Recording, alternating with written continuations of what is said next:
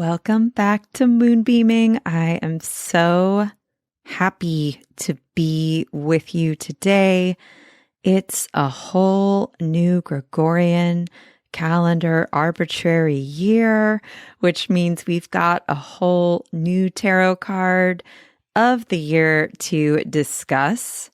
One that is going to be our helper, our friend, our guide, and also bring up just some collective issues as they tend to do. I mean, 2022, our card of the year was Lovers.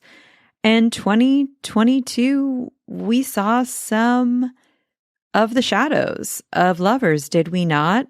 How much were relationships and imbalanced relational dynamics highlighted?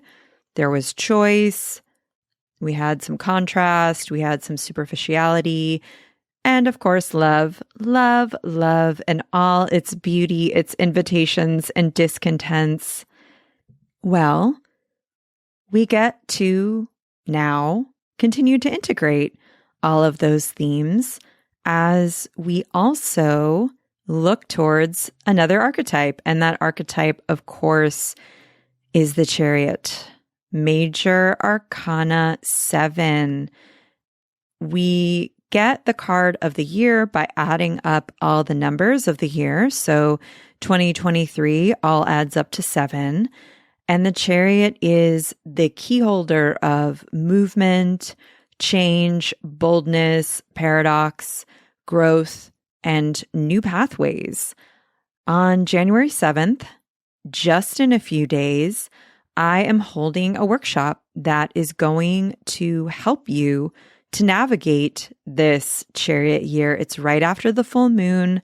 I'm going to be discussing the key themes of the Chariot, the archetypal energy of the Chariot, and really strategies and tools for collaborating with this year. You can think of this upcoming workshop as a navigational tool, a guide, complete with worksheets, a chariot spell, and more to help you integrate the energy of the Chariot into your intentions. We want to be working with, not against. That's how I think of it.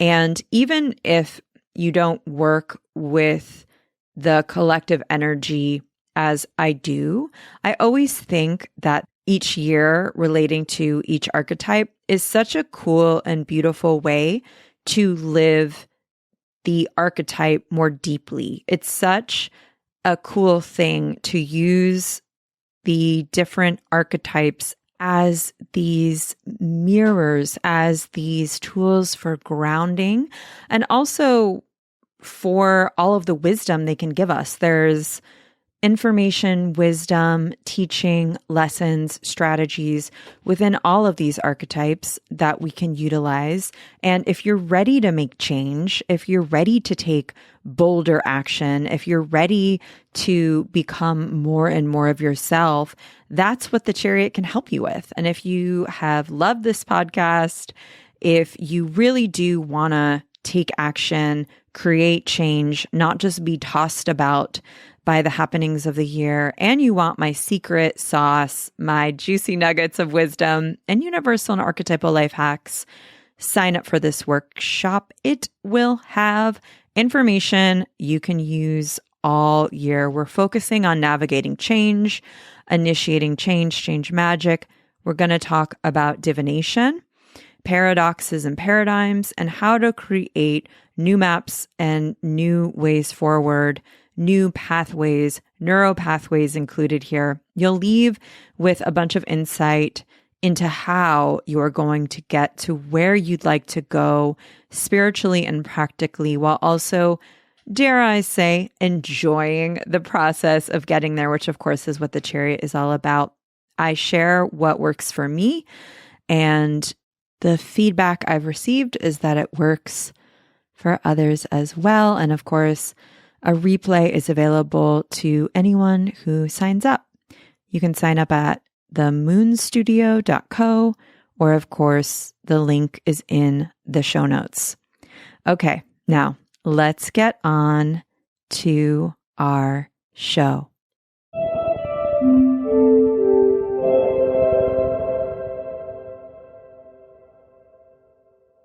All of us have tarot cards that we just get, that we just like. And the Chariot is a tarot card that I have a very deep affinity with because it's my life path card. If you add up all the numbers of your birthday, you reduce it down to one number. That's your life path card in numerology. It can be looked at as a bit of a lighthouse or describer of the themes of your life, and also a reflection of the energies, talents, skills you possess naturally. And I feel very Chariot. I have a ton of themes in my life that relate to the Chariot. It's a card I feel very intimately. I feel like I know the Chariot really well because I have lived these themes really well. They are vibrant and alive in just about my everyday. And so I have a ton of information about it that I want to share with you as a result. In this episode, I'm going to begin by zooming out and giving you context that I think will be useful in relation to this card. And then I'm going to cover the keywords and symbology of the Chariot that we can use to meditate on, make different connections, and reflect on. Then I'm going to share some of my personal interpretations of the card that I've found throughout my 16 years plus of study and 13 years of reading for others. So let's get into it. I wanted to begin by discussing the placement of the Chariot. The Chariot is the last card on the first line of the major arcana. There are 21 official numbered major arcana cards in the tarot, with the Fool, number 0, being an honorary card, the Void, perhaps the 22nd, or just the 0. So when you take 21 and you divide them by 7, you get the 3 lines of the major arcana, which contextualizes them within the Fool's journey or process. And this was taught to me by Rachel Pollack in her book, 78 Degrees of Wisdom. I think that she learned this from someone else. I can't recall completely, forgive me, but that's my source. So anytime you hear people discussing the 3 lines of the major arcana, that's probably where they get that from, just so you know. And it's a really great device for organizing the larger themes of the different cards and also looking at the why of the tarot. We have to zoom out even more and question what we're using the tarot for, what it symbolizes for us, what kind of tool is that? And in order to do that, of course, we have to clarify our own beliefs. How you make meaning is your own fun individual process. I'll just share some of mine right here, right now. I believe that the tarot is a kind of roadmap for the spirit. They are symbols of archetypal energy and processes, learnings, lessons that every human undergoes and experiences in different ways throughout their life. And of course, this is again where all our very personal beliefs come in. I don't know what yours are. Your beliefs around tarot can be totally different. Maybe for you, it's just a fun game, or it's a journaling prompt, right? And that's totally valid too. Part of what I believe is that all of us came here to be ourselves. And part of that is remembering who we are outside of society's labels, outside of what our family said we were, outside of race, class, gender, whatever external labels that have been put on us or whatever labels we willingly and joyfully and proudly choose. I believe all of us have our own themes of wounding and repair. Some of those, of course, could be ancestral. I believe that part of the process of all of our lives is integrating those wounds and also creating a better world for those around us. I believe that all of us have specific gifts unique to us that we evolve and grow as we express them and experience them.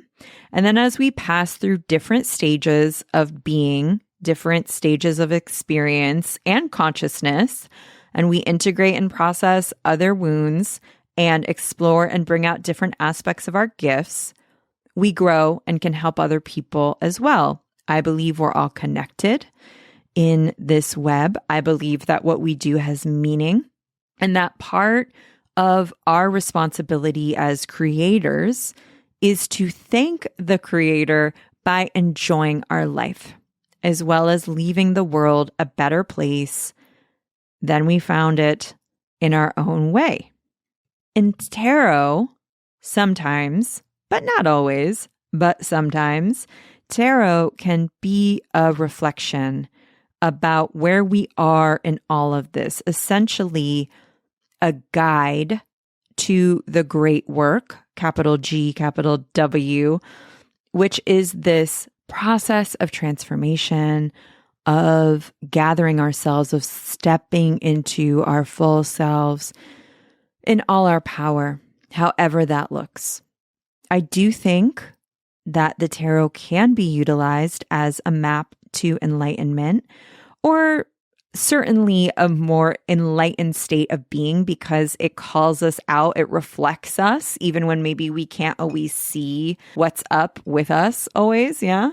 I think it is a reflection of life and possesses secrets and wisdom through the archetypes of what energy is available to us, who we are, what lessons are available for us now, and what energy we can explore. And when we become skillful at collaborating with that energy and channeling that energy, we become more conscious and we live the tarot. That's what we do when we're working with the card of the year or exploring our life path number or our card of the year. That's what we do when we go through the deck and pull a card out to focus on and meditate on and bring into our life and our intention in a really clear way. I call that tarot talismans. When we work with the tarot as a talisman consciously, we're calling that energy into our life intentionally and channeling it. And this is all very chariot. This is, of course, what the chariot is specifically about, because the chariot is a vehicle. Before I move on, we're going to lots of places already, but before, pun intended, get it? Chariot, vehicle, movement. I'm digressing.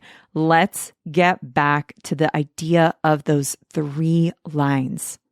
There are a bunch of different ways to look at those 3 lines. I'm talking about the Magician to the Chariot, the Strength card, if you're using a Smith Rider-Waite. If it's the Thoth, you're looking at Justice, but for our sake, let's just say Strength. Our Strength to Temperance, and then we have the Devil through the World. And you can take your major arcana cards out and put them in order to look at them. If you've never done that before, I highly recommend you do so, because a lot of inspiration and connections come that way. It's always a good exercise to do every now and again. The first way I'll discuss this is the 3 different lines are different aspects of our consciousness. That means the first line is our conscious self.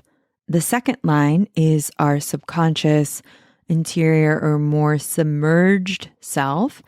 And the last line is what some people refer to as the superconscious Or we could say our most enlightened, least hooked, like least attached, most intuitive, wisest self, also known as our future self. Some people call it higher self. Whatever language works for you, I think you're picking up what I'm throwing down. We can also look at the 3 lines as being connected roughly to different stages of our development. So we have the first line being babyhood through kind of early adolescence, or maybe even like early 20s or leaving the nest age, whatever that looks like, metaphorically or literally. The second line might be the midpoint of our life. And the last line could be the last third of our life. Or as metaphor, we can look at those 3 lines as the types of themes we learn during those various stages of our lives, or the kinds of themes in terms of increasing wisdom as we gain more and more resource, more and more self-knowledge, and more knowledge about the world around us. The first theory or context I learned about the 3 lines is this idea of life, growth, death, and then a rebirth or a reawakening. That's what a lot of tarot scholars like Rachel Pollack talk about, where the first line can be about our growth in the external world, how we're being shaped by our world. For example, our family, schools, society, how our personality is developed by external circumstances or through societally based rules or labels.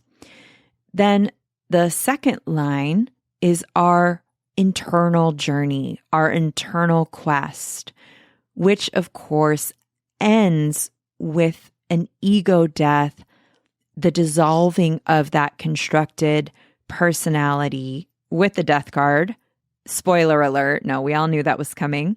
And then ultimately the dissolution of any illusions, aka the sequence of the tower to the star, then the sun, and we end up more individuated, more whole, able to see the bigger picture, our bigger connection to the entire world or our entire world and ecosystem, and our place in it, our spiritual place with judgment, aka awakening. If I ever do a tarot deck, I'll call judgment awakening, or maybe even resurrection, but it's not quite that. But anyway, then it ends with the world card, where we have one leg of our journey, one major aspect of this larger process is over. We've come home, so to speak. And then, of course, we also begin another process all over again around something else. Rude, I know, but that's just how it goes, friends. Another mountain to climb. We reach one summit, we see another summit in the distance. There's always another descent, another unmasking, another unveiling, another discovery. Getting tired just thinking about all of it. One time I sat on this healer's couch and I was crying about something. I mean, I know exactly what I was crying about, but I was like, I am so tired of healing. Can't we please just put a pause on this, But seriously, just for a minute, I call a moratorium on unnecessary, painful types of healing. I'm really trying to call my lessons in through joy and fun and decisive action this year. How about you? How about you? And the Chariot is about that. It's about initiating direction and intention. In fact, I think the chariot is intention in action, which is power. The chariot is the last card in that first line, which means that this card is one of integration and of going somewhere else. It is a card of preparation and departure. We see this with the last cards in each of the 3 lines. You see it also with Temperance, and you see it with the World card. What are some of the things that all these cards have in common? All of them are doing somewhat unusual or supernatural or metaphoric things. We've got walking on water, floating in the sky, riding on sphinxes, or even horses.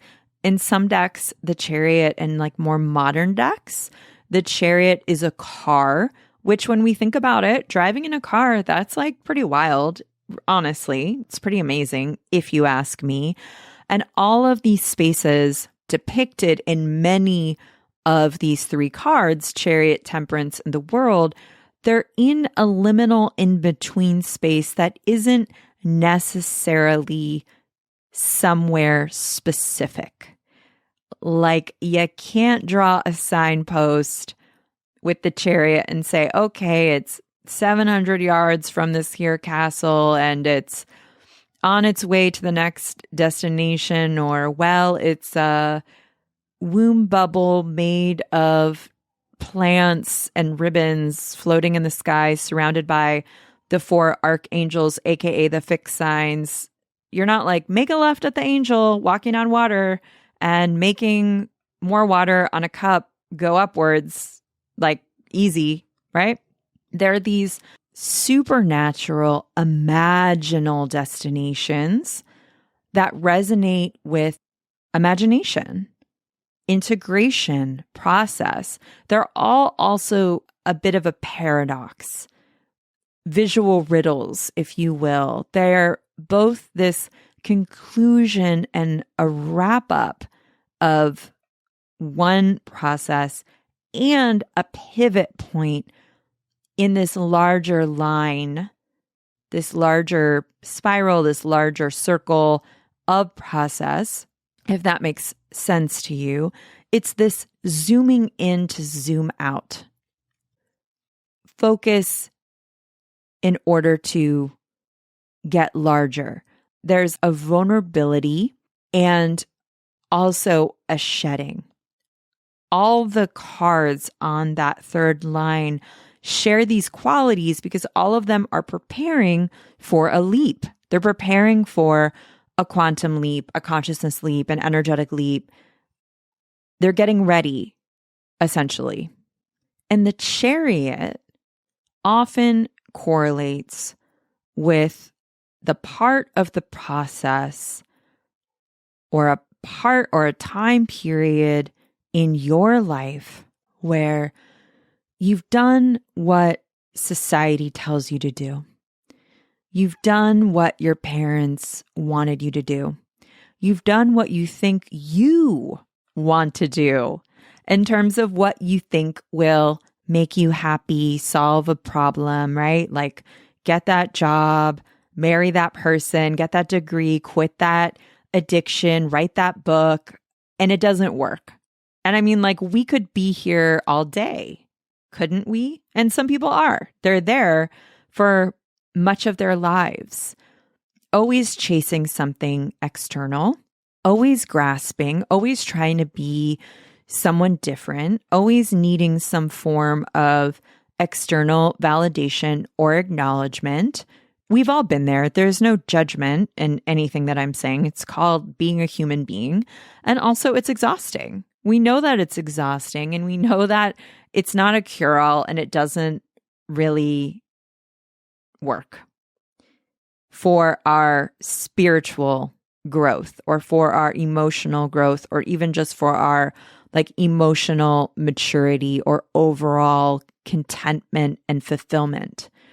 Always seeking external praise, or maybe even avoiding, maybe even trying to be invisible, to mask, because That's what your child self realized would keep them safe. Or always seeking out some trophy because that's what society told you would keep you safe, would make you lovable, would keep you from being found out as the wounded human, the imperfect human who needs help, who needs care, who needs support, who's complex, who's nuanced, that you are, that all of us are. So the Chariot is often this card that appears when we've tried those other things, we've tried the ways in which other people have told us that we're going to be okay. We've read all the self-help books. We've read all those 3 easy ways to ... on those blog posts that they tell you to do. It comes up when you've tried all the ways you had thought and they don't work, because it's now time for you to create your own path, your own way that is unique and specific to you. And because of this, the Chariot is this important key in the process of our individuation, which says, only I can figure out what is going to make me content or happy. Only I can construct a life or a self that is going to make me and God or my best self or my future self or my ancestors or my inner child or my community proud. I'm going to get focused. I'm going to get disciplined.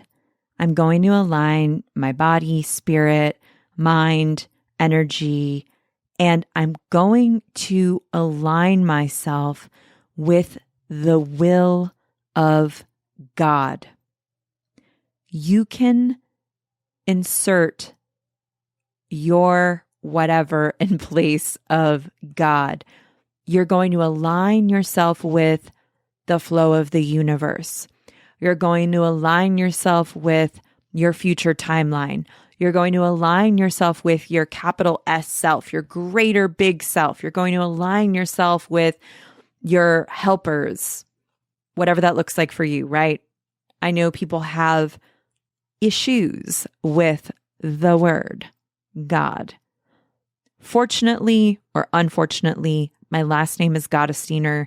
It means servant of God. Not joking. I've had some time to get used to the idea of God. And believe me, I've been uncomfortable with it too. So totally cool if you don't like that name and you want to insert another name, goddess, high priestess, dog, whatever, right? This is no judgment zone. Totally cool.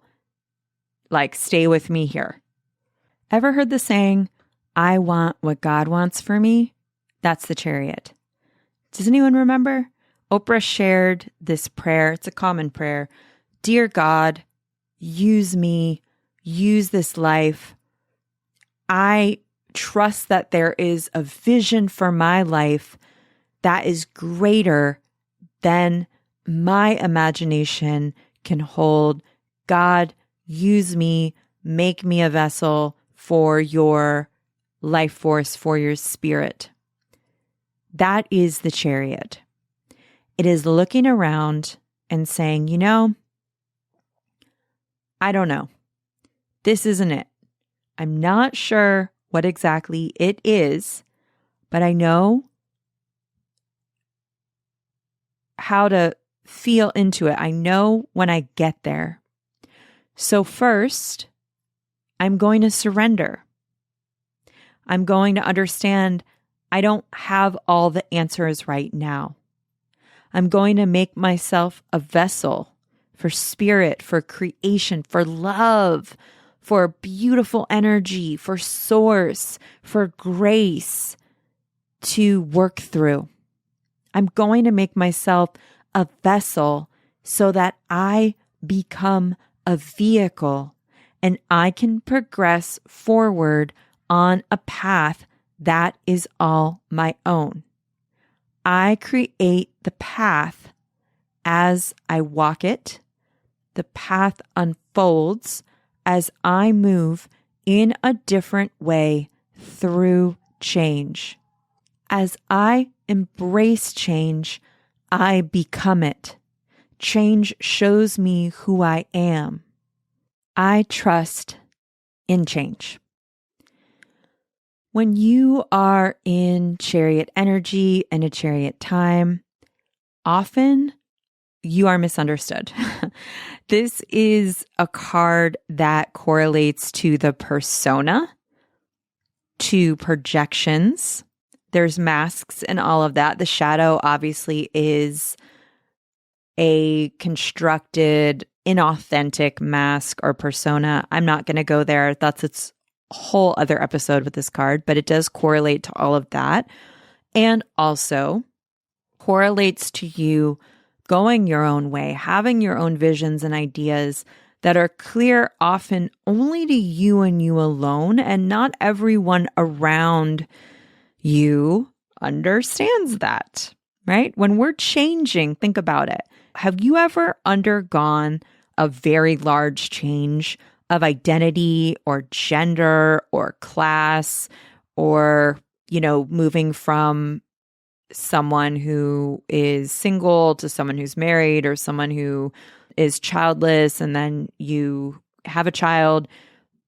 People react to that, right? There's a spectrum of reaction, right? We've all been there, right? The Chariot is an outlier card. The charioteer ends the procession. The processional begins with the jester or the fool, then goes to the juggler, aka the magician, then the queen, the king, the pope, the charioteer, brings up the end and goes somewhere else. So you're carving your own path. And let's not forget what this card is. It's like a warrior card. There's often a conflict or a fight involved in some way. No mission usually involves being understood. And this archetype is often going to be misunderstood. This archetype is often misunderstood. I'm often misunderstood. I get projected upon all the time. Even people describing me as woo or describing this podcast as woo, I'm like, have I ever said that I think of myself like that? Just because I talk about energy and nature and archetypes and depth psychology and cycles of identity and processes, you're going to just label me woo? Come on now. Do you understand how patriarchal or misogynist or presumptive that is? But we do this to one another all the time.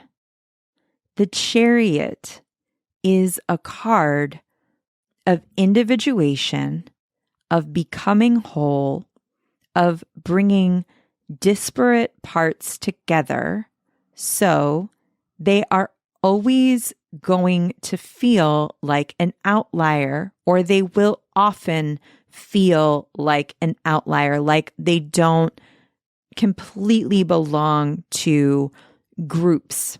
I certainly have felt that time and time again in my life.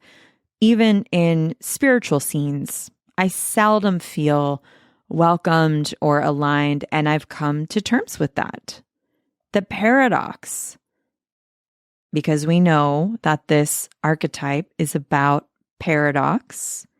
The paradox is that the more we feel at home within ourselves and original and authentic, the less we may feel like we fit in with many different groups or communities.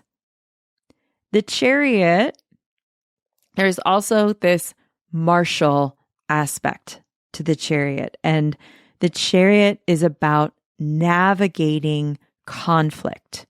Internal conflict is major in the chariot. I would argue the internal conflict is larger with this card than external, but that's just me. Internal conflict and external conflict.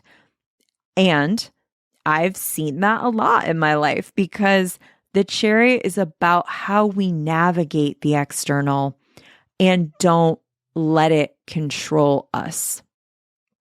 Even in the so-called spiritual community, I've seen way too much behavior that is heartbreaking, disturbing, disappointing. My work has been stolen, ripped off. People take my classes and use them as the foundation of their class or their book without giving me credit. They totally erase me. They use me, slander me. They'll use my name and intellectual property to build their business. That has happened. It used to bother me. It used to bother me a lot, but I don't pay that much attention to it anymore because here's the thing, and here's another chariot lesson. When we have a different perspective, which we learned with lovers, and we utilize our clearest consciousness, again, what we learn with the lovers, we take those lessons and alchemize them and integrate them into chariot.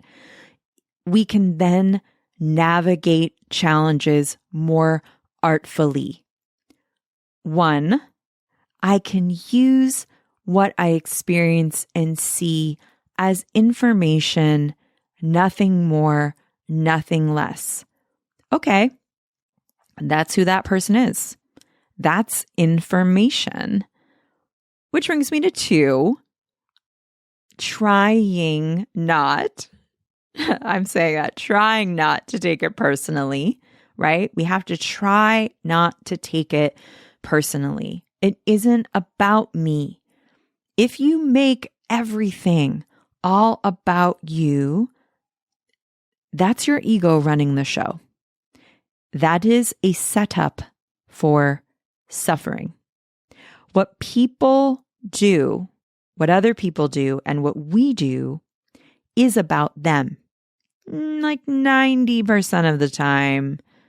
Again, we're talking complexity, we're talking nuance, we're talking case by case, of course. I'm not talking about extreme situations. Okay, thank you. Thank you for your consideration. Sadly, in this here world, people are going to unconsciously take the values, models, and behaviors of colonization, which are their theft and erasure, and they're going to act in that manner. And to an extent, that is the water that all of us swim in, myself included, and often it can be pretty difficult to avoid. So it isn't about me. Which brings me to 3. Your temporary external situation does not define your future, and you mustn't let other people's projections define you. You are much more than what you are told. You are much more than your mistakes, and you are much more than your victories too. Gentle listener, if I took everything that someone told me I was, everything that my family or a teacher or a boss or a stranger on the internet, If I took everything that other people told me I was, and I let that control my self-reflection and how I view myself, I would think that I was maybe the worst person ever to live and I shouldn't be here. If I took everything that everyone told me I was negatively, and I let that control my behavior, I would do nothing. And if I took all of the amazing, beautiful things that people told me, like praise or compliments, or even like, I'm going to get real, even people who just tell me things they think I want to hear because they're trying to get something out of me, right? If I took all of those things as truth, I'd get super inflated and entitled and would not be humble and would never work on myself and would never try or self-reflect or try to learn or grow. I'd go stagnant, really. I'd be like, oh, I think I'm the best. I mean, no one's ever told me I'm the best, but I'd be like, oh yeah, nothing more to learn here. Guess I'm self-actualized. No. So we want to take this middle road. This is Chariot. The other thing, ideally, that the Chariot teaches us that I try to practice is that I use the gnarly behavior I witness to remind me of what I don't want to be. I don't want to get hooked by someone else's cruel, manipulative behavior.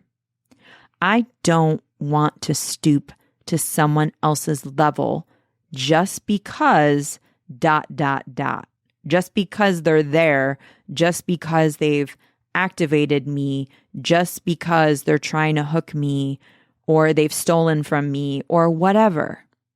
I don't want to base my foundation on a lack of integrity because it's not the shortcut you think it is.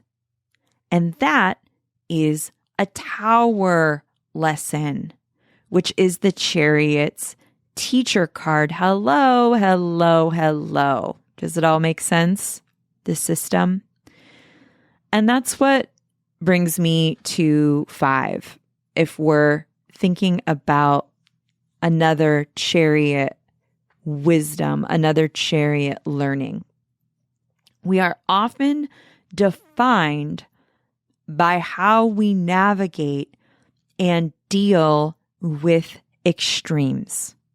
Extreme loss, extreme gain, extreme joy, extreme pain. Yes, I rhymed. Maybe it was on purpose. Maybe it wasn't. We'll never know. We aren't the situation often. Again, I'm talking nuance here, my friends, right?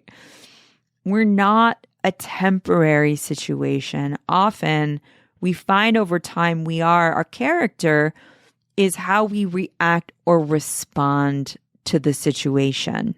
And learning mastery and expertise over our energy and our emotions and our nervous system is one of the asks of the Chariot. I want to get one level nuanced because I already can feel people being like, but. People have an issue with the term mastery as if it's like we're power overing or controlling us. One of the Chariot's wisdoms is being present for what is coming up that is uncomfortable and being able to alchemize it. So it's mastery through collaboration and through listening to. It's not mastery in the more old school paradigm thought of I'm controlling this, or I'm like tucking it in and avoiding it or ignoring it. That's the opposite of what the chariot is. This is how we gain self-trust and we gain self-confidence. This is how we become a mature person who is living by their own code of ethics and values and morals and map.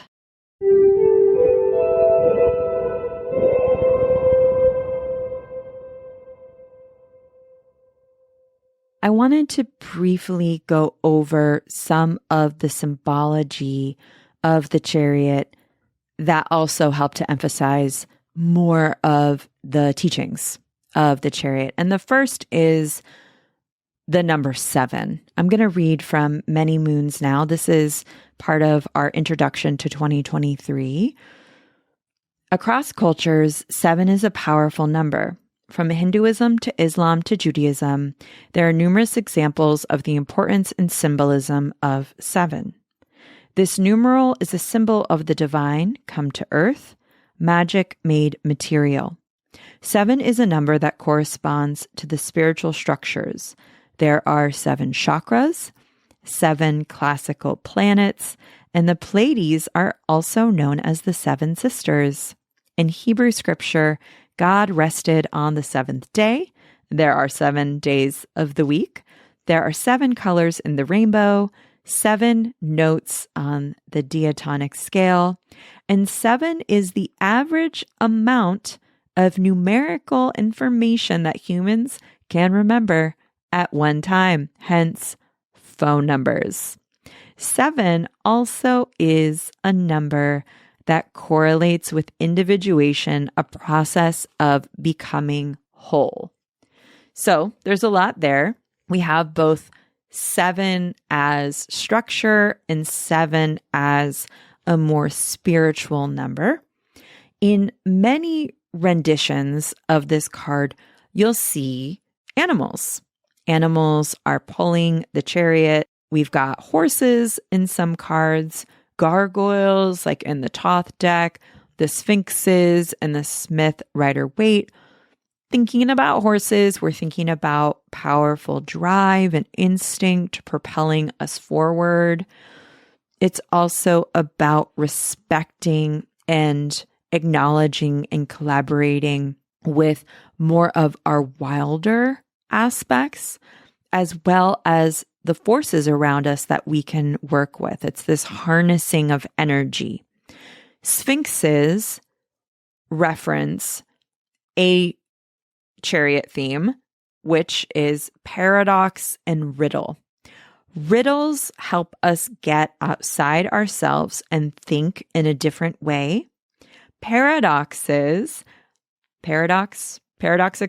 not sure about what the plural is of that. I'm gonna just say paradoxes, are something that you would not think would be true, but it is. It's a statement or idea that contradicts itself. For example, in order to go faster, slow down. Or the idea, if you get more rest, you'll be more productive. The chariot is about blending opposites and tension together in order to create new combinations. One sort of like paradoxy kind of thing that's like coming to my mind as I'm thinking about this is this idea of when you admit your flaws or shortcomings, you make people trust you because you're showing them you're a human being. Or in order to come up with a solution, you first have to recognize the problem. That's all very chariot. And then, of course, we have the chariot itself, this vessel and this vehicle. In a lot of renditions, we'll see the top of the chariot as having stars on it. We'll also see half moons on the charioteer's garb, connecting much of the symbology of the first entire line of the tarot in this card. The Chariot is this magician idea, as above, so below, but on wheels. There's a lot of concepts in the Western occult that have been appropriated from Jewish mysticism, and one of those is the Chariot. The Chariot is, in Kabbalistic thought, the throne of God. It's the set of energies and practices that we use to become a vessel to make us able to be open to receive this energy and to let this source energy flow through us. In the Bible, Ezekiel accessed this three-dimensional Merkabah, the Star of David, to ascend to heaven. In Torah, it's called sometimes the Chariot, the throne of God. The Zohar, which is the foundation of Kabbalah, tells us that with awareness and selfless action, you bring yourself into the heart or the center of the Merkabah, and then you can open up to greater source energy, which of course also, when I think of the heart of, I think of the next card, which is strength, and the lion in the heart, and the Chariot prepares us for strength. So that creates this nice connection. The Merkabah or Merkabah, which is also the Star of David, is two triangles, one pointed up, one down, which is a symbol of different things. One, it's the symbol of the elements, earth, air, fire, water. Traditionally, these are triangles. And then when you put them together, you have totality. And then, of course, you have a pentacle, the witch's circle, right? When we like call in all the elements. So the Chariot is this vessel and vehicle, and also, so which is a symbol of different tools and technologies and practices, which will help to get you to your next destination. You pick, you get to decide. And on that tip, we often have to get rid of a lot of things. There's a lot of baggage we have to clear when we're in Chariot. Audre Lorde wrote, "I want to write down everything I know about being afraid, but I'd probably never have enough time to write anything else. I need to travel light and fast, and there's a lot of baggage I'm going to have to leave behind me. Jettison cargo." Is that not the most Chariot sentiment? We've got to let things go. We've got to let go of the need to prove certain things. We've got to let go of certain attachments or projections or baggage of like where you should be or who you should be or what you should have known, and simply become, shed in order to emerge. When you receive the Chariot, you have to make a decision or a set of decisions that is in accordance of a newer you, a truer you.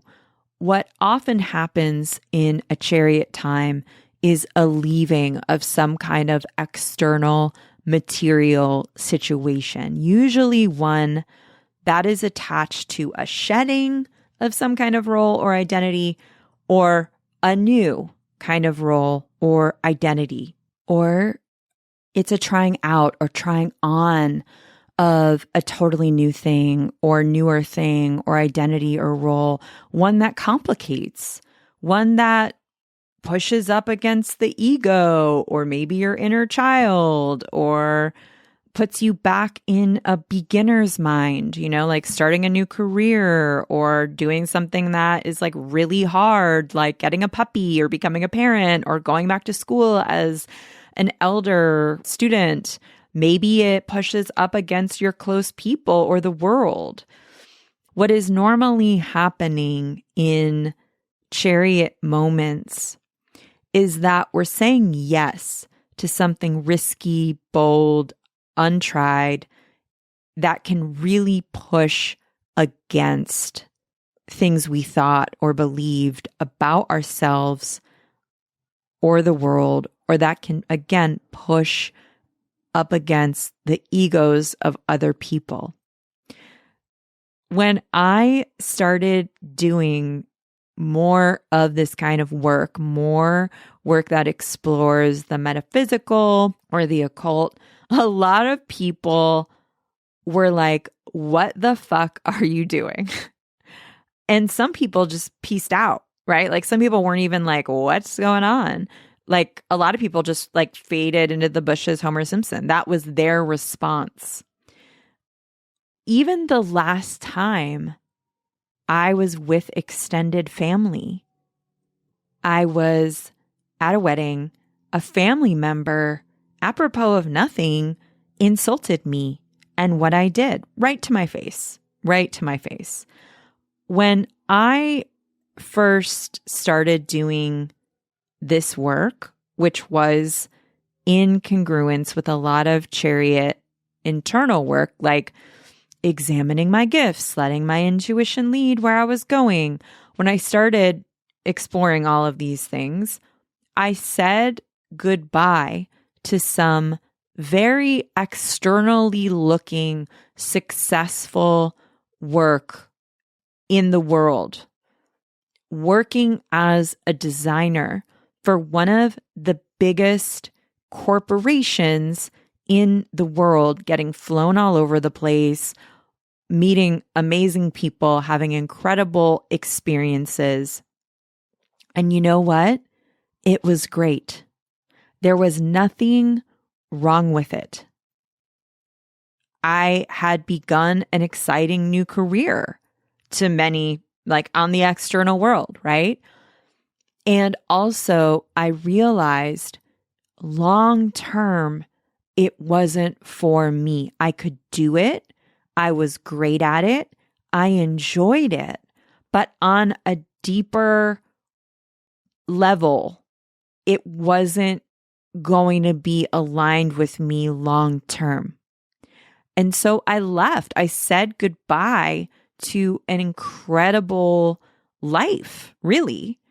And a lot of people were very judgmental and confused about it because it didn't make sense. And even when I was doing it, I knew it wasn't externally going to make sense.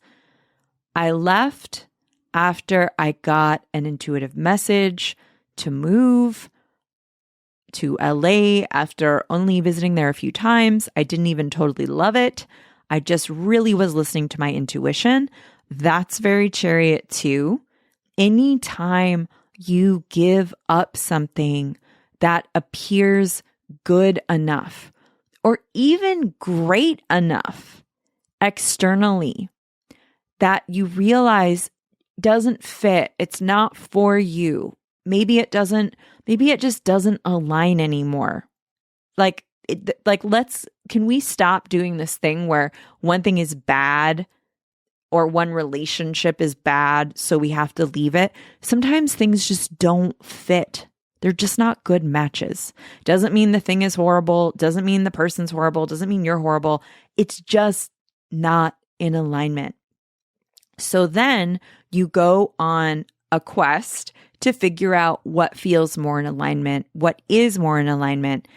And that's when you're in chariot energy. It's often painful and hard and challenging. There's often not an immediate reward. And we are trained to want immediate external rewards, myself included. That's not necessarily what chariot is about. It's about a bigger opening into a new path, one that you're building bit by bit. That famous book, that famous movie, Eat, Pray, Love, that's a total chariot pop culture moment. Someone traveling to find themselves, upsetting certain people, letting go of who they were and who they loved, and safety and comfort. That's all chariot, because when we travel, we often find ourselves. Another paradox, right? When we're out of our comfort zone, when we're in the unfamiliar, this can help us remember who we are.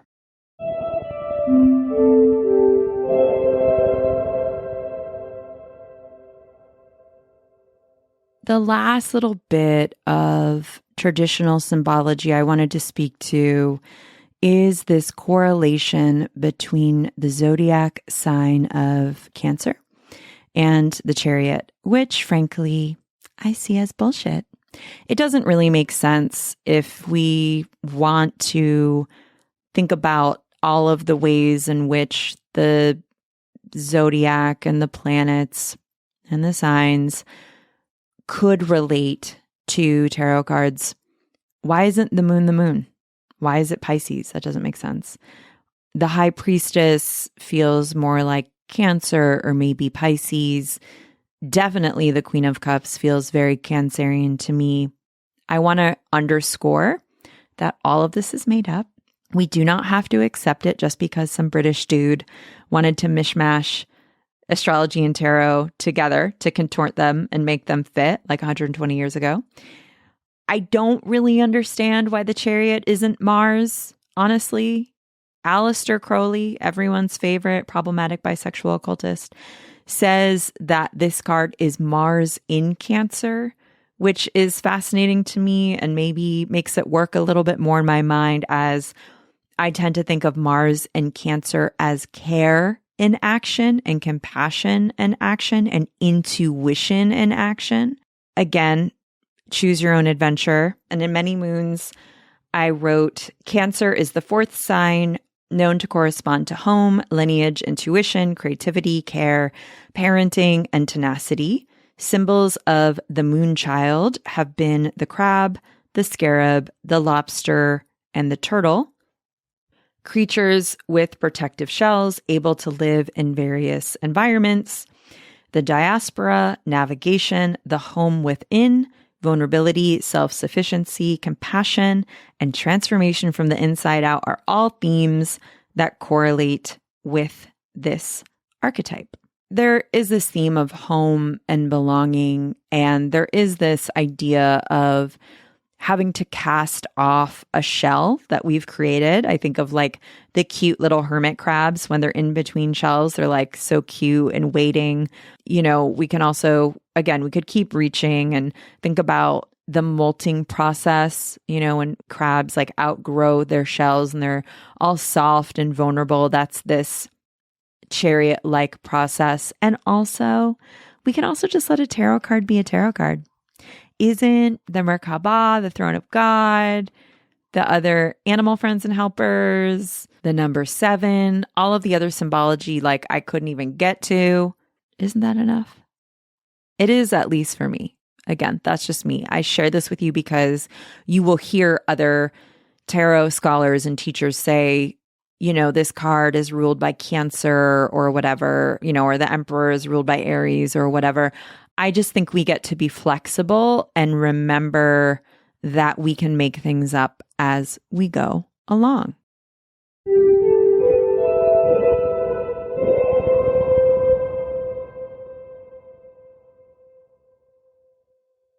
All right. So we've got background, context of the chariot. We've got some of my interpretations. We've got some of the major symbology discussed. Now, I wanted to round out this deep dive with some of the keywords. These are chariot meanings on a more quick surface level. Maybe if you're doing like a 3-card, 15-minute reading for someone, or maybe if you just want to dip your toe in and have a starting point, these are some of the keywords you can think about with the chariot. Success, victory, movement, courage, action, discipline, competition, specifically competition with former self or current self, confidence, change, learning, tools and technologies, up-leveling, self-improvement, discipline, channeling, figuring out how to be a channel, like how to channel anxiety into action or channel messages from your intuition into art, vehicles of growth, vessels, priming your vessel, alignment, new pathways.